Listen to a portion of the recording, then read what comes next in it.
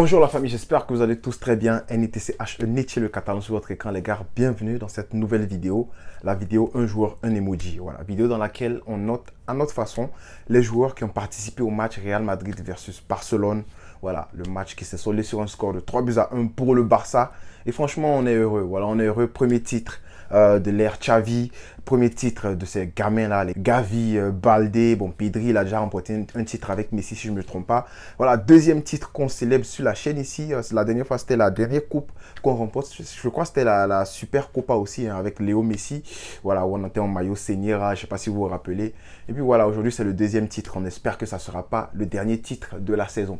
Franchement, on est très content. Et moi, je suis content. Voilà. Dans la vidéo précédente, vous n'avez pas trop vu ça parce que franchement, j'étais encore dans ma tête. Je n'arrivais pas à comprendre comment on a réussi à sortir une performance du Barça 2010. Donc voilà, après le générique, je vais expliquer le jeu, en fait, le concept. Et puis, n'oublie pas de mettre en commentaire voilà, ton emoji et ton joueur si tu n'es pas d'accord avec quelque chose. Sans plus tarder, générique.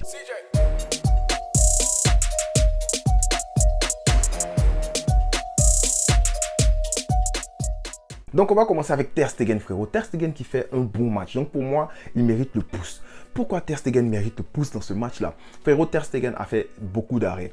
Tu te rappelles de l'enroulé de Rodrigo où Ter Stegen nous sort une claquette pas possible, hein. C'est une claquette qui mérite, on doit prendre une photo et puis poster ça quelque part parce que franchement c'était beau. Ter Stegen il a dégoûté les Madrilènes parce que chaque tir, déjà même les gars tiraient de loin, on a obligé les Madrilènes à tirer de loin, ils tirent de loin mais le ballon vient, Ter Stegen il arrête, Ter Stegen faisait des saves, même quand il y avait hors-jeu de Benzema, Ter Stegen il enlevait le ballon. Donc pour moi aujourd'hui Ter Stegen c'est un pouce et si vous regardez bien, depuis cette saison là, Ter Stegen il est magnifique. Et il y a une scène dans la fin du match, vers la fin du match, qui fait que je suis trop content de Ter Stegen, qui montre que sa mentalité d'Allemand, là, elle est en train de revenir. Sa confiance est là, sa confiance est en train de revenir et tout. C'est qu'on mène 3-0, il reste une minute. Le Real Madrid marque un but, mais Ter Stegen n'est pas content. Il n'était pas content. Je ne sais pas si vous avez vu sa réaction, mais il était fâché. Et tu sens que Ter Stegen voulait avoir un clean sheet dans ce match-là.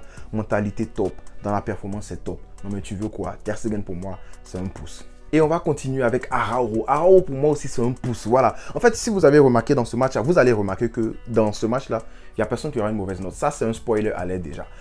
Pourquoi Araujo, je lui donne une note, un pouce? Parce que déjà, Araujo est repositionné en latéral droit. Pourquoi? C'est simplement pour contrer les attaques de Vinicius. Vinicius et puis Benzema.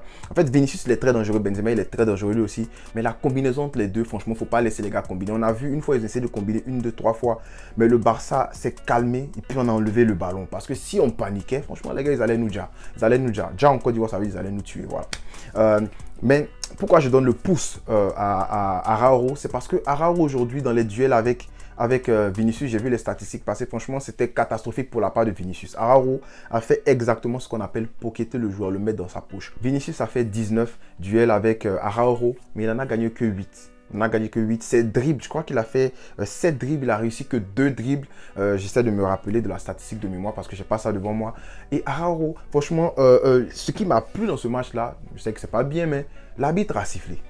C'était une touche. Vinicius a essayé de contrôler le ballon. Il a fait son contrôle, mais le ballon il est sorti. L'arbitre a sifflé. Araujo est quitté au fond, il est venu tacler Vinicius. Lui prendre la cheville pour partir. Je sais, maman, il ne doit pas faire ça. Mais souvent, les Madrilènes, il faut leur faire ça. Parce qu'on se rappelle de comment ils nous ont fait souffrir ici quand Mourinho était là. Les gars nous tapaient, les gars marchaient sur les mains de Messi et tout. Donc aujourd'hui, ils ne peuvent pas se plaindre parce que c'est eux-mêmes qui ont fait ça. Exemple, un petit exemple même dans ce match-là, c'est comme Ceballos. Gavi prend le ballon. Il y a une faute pour Gavi. Il prend le ballon, il s'en va. Il marche calmement, il s'en va. Ceballos lui tire les cheveux. Mais ça ne va pas dans ta tête. Ça ne va pas, Ceballos. Tu es un vieux comme ça, tu n'as pas honte. C'est la jalousie que tu as contre tes petits. Là, un petit de 18 ans, il n'a même pas encore le permis. Il roule sur vous. Il n'a pas encore le permis, il roule sur tout le Real Madrid, le milieu, la défense. Pedri n'a même pas le...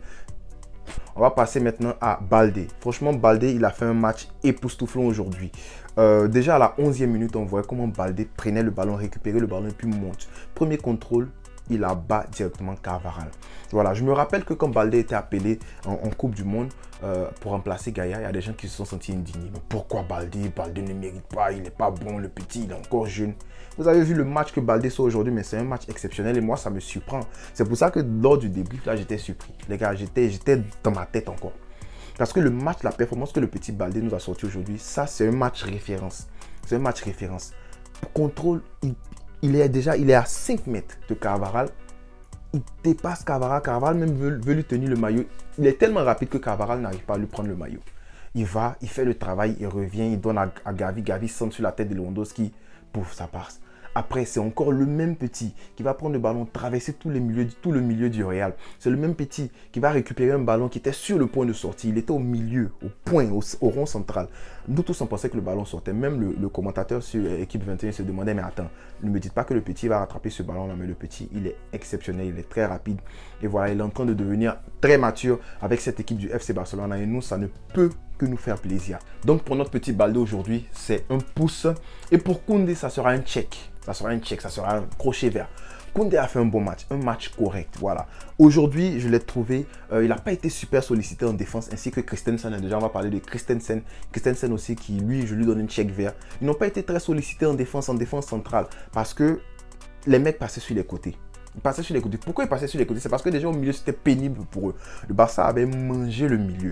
Les petits du Barça là, avaient fait de telle sorte que le milieu même c'était dégueulasse pour le Real. Donc c'était mieux que les Madrilènes passent à côté. Tellement ils ont mangé le Real, ils ont donné une assiette à Benzema à la fin du match. Tu penses que je mens? Tu penses que je mens? Va regarder. Tellement on a mangé le Real là, Benzema ils sont partis lui donner une assiette pour le féliciter de son match. Je ne sais pas l'assiette il va faire quoi avec, mais on lui a donné une assiette. Non mais j'essaie de rigoler, vous savez, mais ce que je suis en train d'essayer de dire, c'est qu'en défense centrale, les gars n'ont pas été tellement sollicités, n'ont pas été tellement mis en danger. Voilà, le Real, de toute façon, il tirait de loin. Il n'y avait aucun moyen pour le Real d'entrer, de pénétrer cette défense-là, parce que Koundé et puis Christensen, ils ont fait un match, ils ont fait leur match. Ils n'ont pas été très sollicités, mais ils ont fait leur match. Donc, crochet vert pour nos deux défenseurs centraux qui ont fait un bon match dans la relance. C'était propre. Les touchés de balle. Déjà même, combien de ballons tu penses que Christensen et puis Koundé ont touché? Les deux ensemble, c'était 144 ballons touchés. Et les centraux du Real, Militao et puis c'était qui Rudiger, c'était 132 ballons touchés. Donc tu vois que déjà, nos gars ont touché beaucoup plus de ballons. Et selon la position de nos gars, selon le positionnement sur la heatmap, ben, les gars, ils n'ont pas touché le ballon en défense. Hein. Ils ont touché le ballon vers le milieu. On va maintenant passer au milieu, les gars. Et pour moi, le milieu de terrain, c'est le compartiment où le Barça a le plus joué. C'est le compartiment où le Barça a le plus brillé. Voilà, disons ça comme ça. Parce que les mecs du milieu, je leur donne... Vous allez voir, la plupart d'entre eux, c'est des étoiles, sauf une seule personne.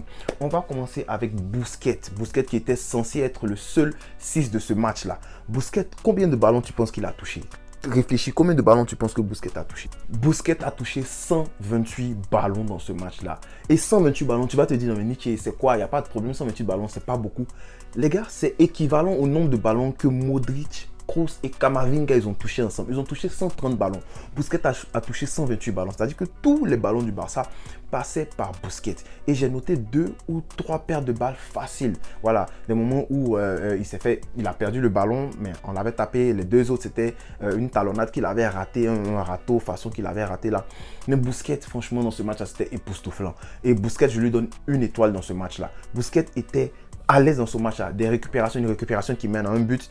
C'est lui qui relance le but de Lewandowski. C'est Busquets qui envoie le ballon à De Jong. De Jong qui tacle le ballon pour Gavi. Et puis Gavi qui va aller servir calmement Lewandowski. Mais Busquets ne pouvait pas faire tout ça là, tout seul s'il n'y avait pas De Jong. Parce que De Jong, on a vu aujourd'hui De Jong jouer en électron libre. Et De Jong, quand tu lui donnes l'opportunité, quand tu lui dis franchement tu as les clés, fais ce que tu veux dans le milieu, prends le ballon, tu es la seule personne au milieu qui doit monter avec le ballon balle au pied. Quand tu lui laisses le champ libre comme ça, il va foutre ton milieu en l'air, le milieu adverse pardon en l'air. Est-ce que De Jong, on a vu de De Jong aujourd'hui, sans De Jong, Busquets n'allait pas briller comme ça. On te parle de 86 ballons touchés, 93% de passes réussies. Et tu vas te dire, Nietzsche, c'est rien, man. De l'autre côté, Camavinga, il a réussi 66% de ses passes, 93% de passes réussies. Franchement, aujourd'hui, De Jong, c'était une masterclass. Et on va glisser tout doucement sur Pedri, parce que Pedri aussi, le match qu'il nous a sorti là, avec un but, on ne va pas juste focaliser sur son but, parce que Pedri, c'était le mec qui apportait ce feeling de quarterback là au Barça. Oriente le jeu offensif, parce que l'orientation du jeu défensif, c'était Busquets qui faisait ça. Mais l'orientation du jeu offensif, le métronome, lorsqu'on est vers l'avant, lorsqu'on est dans le tiers adverse, c'était Pedri. Parce que Pedri, non, c'est pas le mec qui va t'avaler des kilomètres comme De Jong le fait. Mais lui, de temps en temps, s'il ne trouve pas d'option, il fait son double contact, il avance. Et aujourd'hui, on a vu, il a fait 2-3 fois. Il a créé le déséquilibre sur le côté adverse. Et ça se voit facilement avec les statistiques. Parce que Pedri, aujourd'hui, c'était quoi? Un dribble réussi, c'était 53 passes réussies sur 59. On parle d'environ 90% de passes réussies. Et voilà, un but à l'appui. Franchement, c'est une très belle performance. Donc Pedri aussi qui recevra une étoile dans ce match-là. Je suis très fier de son match et j'aime beaucoup sa célébration-là. Bref, celui qui aura la couronne de ce match, vous le savez déjà, c'est Gavi. Parce que le match que Gavi nous sort aujourd'hui, on est sur un match référence. C'est ça qu'on appelle un match référence. C'est un match dans lequel tu donnes aux joueurs 10 sur 10 et puis tu n'as pas peur même de dire qu'il a 10 sur 10. Parce qu'aujourd'hui, un but et puis 2 passes décisives. Tu vas me dire, ouais, Nietzsche, ça se fait et tout, mais on parle d'un gamin qui n'a pas le permis. On parle d'un gamin qui est puceau, qui ne peut même pas rentrer en boîte. On parle d'un gamin qui n'a même pas le droit de boire la boisson. On parle d'un gamin qui, voilà, je ne sais même pas ce que je vais dire, mais il n'a pas le permis, il vient, il roule. Il roule sur les padres. Petit, tu ne sais pas que tu joues avec tes parents. Il y a Kessie qui est sur le banc, il veut jouer. Toi, tu viens, tu sors une performance comme ça, mais tu vas nous énerver, Petit. Parce que le match que Petit Gavi nous sort aujourd'hui, franchement, je suis époustouflé. Je suis époustouflé. Et aujourd'hui, il a un 10 sur 10. Il faut respecter ça. Et c'est pas contre n'importe qui. On te parle du Real Madrid qui était champion d'Europe l'année dernière. On te parle d'un milieu avec Toni Kroos, Modric et puis, comment il s'appelle même, Valverde, lui, c'est un coureur. Et puis Camavinga. On te parle d'un milieu comme ça. Le Petit vient, il roule sur et puis il s'en va. Donc pour l'arrêter là, la seule chose que Ceballos pouvait faire, c'était de tirer ses cheveux. 3 qui passent, c'est-à-dire les passes importantes là, 3 passes importantes, 2 passes décisives, un but. Non mais je ne sais pas si vous vous rendez compte qu'on est sur un gamin qui ne sait même pas faire ses lacets.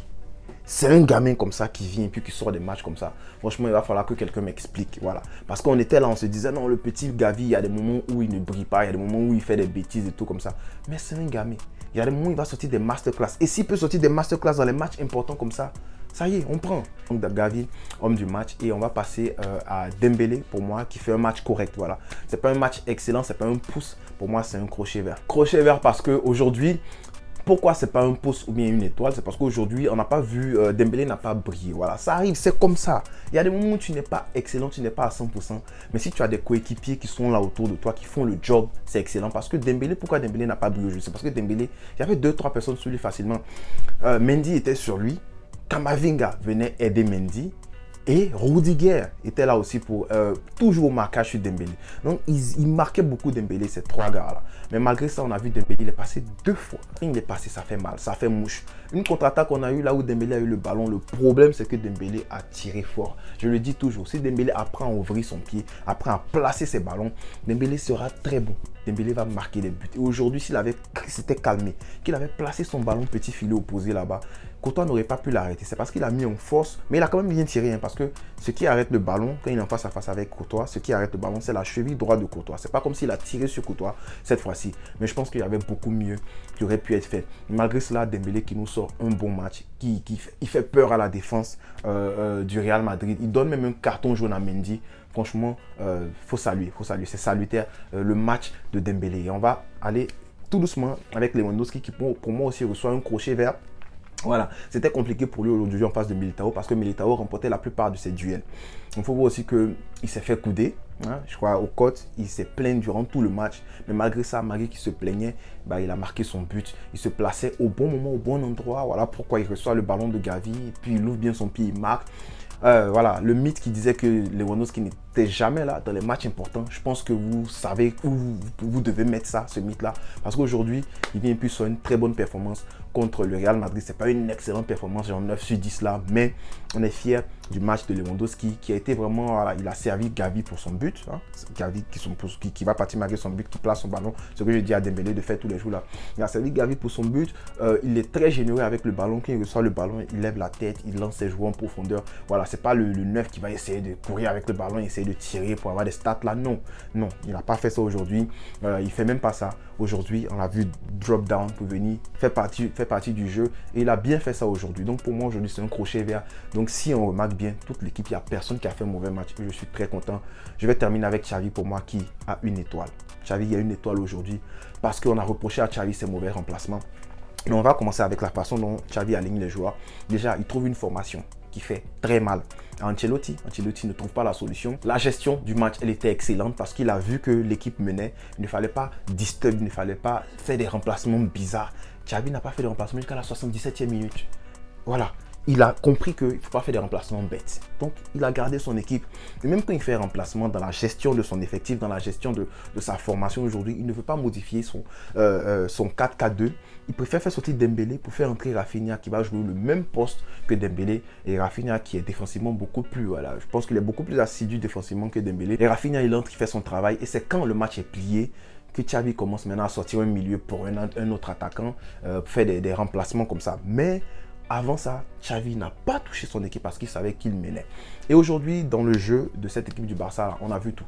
J'ai déjà dit ça dans le débrief. Si tu n'as pas vu le débrief, va le voir. On a vu des attaques placées. On a vu des appels en profondeur. On a vu des ballons en cloche. On a vu des contre-attaques. On a vu des transitions rapides, offensives rapides. On a vu des transitions défensives rapides. On a vu une défense stable. On a presque tout vu. Et ça, il faut rendre à César ce qui appartient à César. Xavi a, de façon excellente, il a préparé son match. Et aujourd'hui, moi, je suis content. Parce qu'on gagne avec la façon. Il n'y a même pas 2 jours, j'ai fait sortir une vidéo où j'attrapais la veste des faux supporters qui attendaient qu'on perde pour dire « Oh, on avait raison, Xavi n'est pas l'homme de la situation ». Je pense qu'aujourd'hui, il vous a cloué le bec et je suis très content. Il vous a cloué le bec parce qu'aujourd'hui, Xavi nous sort une performance XXL, une gestion parfaite et puis une victoire au bout. Une victoire au bout. Donc, ça veut dire que le beau football plus la gagne, on peut encore faire ça. Donc ne nous dites pas que voilà, c'est fini, on ne peut plus faire du beau football, en même temps il ne peut plus gagner tout. On peut toujours faire ça. Et aujourd'hui, Xavi nous montre que ces idées-là, sur le long terme, il faut lui faire confiance. Parce que sur le long terme, il peut continuer, il peut s'arranger à ce que ce Barça-là ressemble au Barça 2010. Il peut s'arranger à ce que ce Barça-là ressemble au Barça 2006, 2005, 2006. Xavi peut s'arranger à ce que ça se passe. Donc, donnez-lui du temps. Laissez-lui les clés pour qu'il puisse faire ses achats, comment on dit ça, pour qu'il puisse faire son mercato comme il le veut. S'il demande tel joueur, donnez-lui les joueurs qu'il demande. Et aujourd'hui, on a vu comment Laporte, il était content. Tout le monde est content aujourd'hui parce que le Barça gagne un trophée en foudroyant en fait mentalement le Real Madrid, mais aussi le Barça relance sa saison. Voilà, on a 3 points du Real, mais aujourd'hui, on est content parce qu'on peut se servir de ce momentum pour aller, pourquoi pas, chercher la Liga. Donc, merci à Xavi pour moi aujourd'hui, c'est un game changer. Ce qui s'est passé aujourd'hui, là, ce qui s'est passé hier, pardon, ça peut changer en fait la mentalité. À partir d'aujourd'hui, ça peut changer la mentalité de toute l'équipe. On ne sait pas, mais peut-être qu'on est parti pour voilà, une série de trophées. En tout cas, c'est tout le mal que j'espère au Barça. Donc j'espère que tu as aimé la vidéo. Je sais que ça sera une vidéo très longue, mais on a remporté le trophée, les gars. On a remporté le trophée, il faut qu'on célèbre ça. Donc dis-moi en commentaire si tu n'es pas d'accord avec un emoji. Si tu veux changer un emoji, mets-moi ça en commentaire. Tu sais que je réponds aux commentaires. Je serai content de lire ton commentaire. Et pourquoi pas t'y répondre, bien sûr. On ne cessera jamais de le dire. Pesca, El Barça.